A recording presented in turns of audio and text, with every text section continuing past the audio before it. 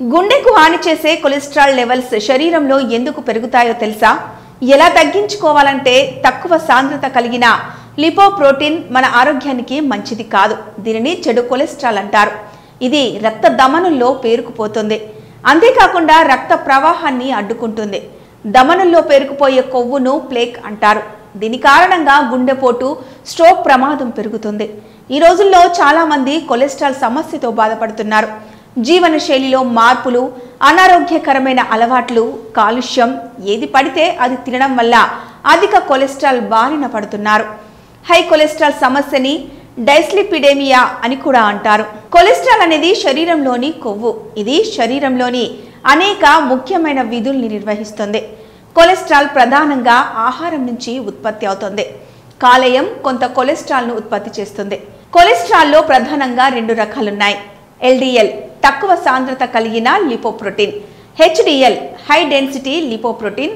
అధిక సాంద్రత కలిగిన లిపోప్రోటీన్ మనకు చాలా మంచిది. దీనిని మంచి కొలెస్ట్రాల్ అంటారు. తక్కువ సాంద్రత కలిగిన లిపోప్రోటీన్ మన ఆరోగ్యానికి మంచిది కాదు. దీనిని చెడు కొలెస్ట్రాల్ అంటారు. ఇది రక్త ధమనుల్లో పేరుకుపోతుంది. అంతేకాకుండా రక్త ప్రవాహాన్ని అడ్డుకుంటుంది. ధమనుల్లో పేరుకుపోయే కొవ్వును ప్లేక్ అంటారు. దీని కారణంగా గుండెపోటు, స్ట్రోక్ ప్రమాదం పెరుగుతుంది. ఈ రోజుల్లో అధిక కొలెస్ట్రాల్ కేసులు వేగంగా పెరుగుతున్నాయి. అయితే కొన్ని కారణాల వల్లే శరీరంలో అధిక కొలెస్ట్రాల్ పెరుగుతుందని నిపుణులు అంటున్నారు. శరీరంలో కొలెస్ట్రాల్ ఎందుకు పెరుగుతుందో తెలుసుకుందాం. ఈ రోజుల్లో చాలా మంది వ్యాయామమే చేయడం లేదు. శారీరక శ్రమకి దూరంగా ఉంటున్నారు. బిజీ లైఫ్ స్టైల్లో వ్యాయామాలు చేసే తీరిక లేదని కొందరు భావిస్తున్నారు. దీంతో శారీరకంగా ఫిట్గా ఉండలేకపోతున్నారు. చాలా మంది వ్యాయామం చేయడం అంటేనే చాలా కష్టంగా ఫీల్ అవుతున్నారు. వ్యాయామం చేయడానికి కాస్త టైం కూడా కేటాయించడం లేదు. దీంతో ఇలాంటి వారు అధిక కొలెస్ట్రాల్ బారిన పడుతున్నట్లు అధ్యయనాలు చెబుతున్నాయి.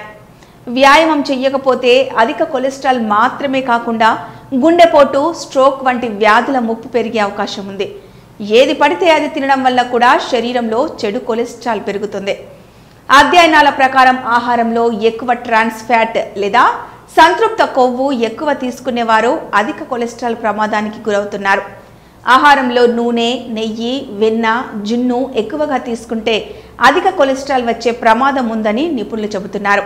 అంతేకాకుండా జంక్ ఫుడ్, చక్కెర, కార్బోహైడ్రేట్స్ ఎక్కువగా ఉన్న ఆహారాలు తీసుకుంటే అధిక కొలెస్ట్రాల్ వచ్చే ప్రమాదం ఉంది. ఏది పడితే అది తినకుండా సమతుల్య ఆహారంపై ఫోకస్ పెడితే కొలెస్ట్రాల్ స్థాయిలు తగ్గుతాయి. చెడు ఆహారపు అలవాట్లకు చెక్ పెట్టాలని నిపుణులు సూచిస్తున్నారు.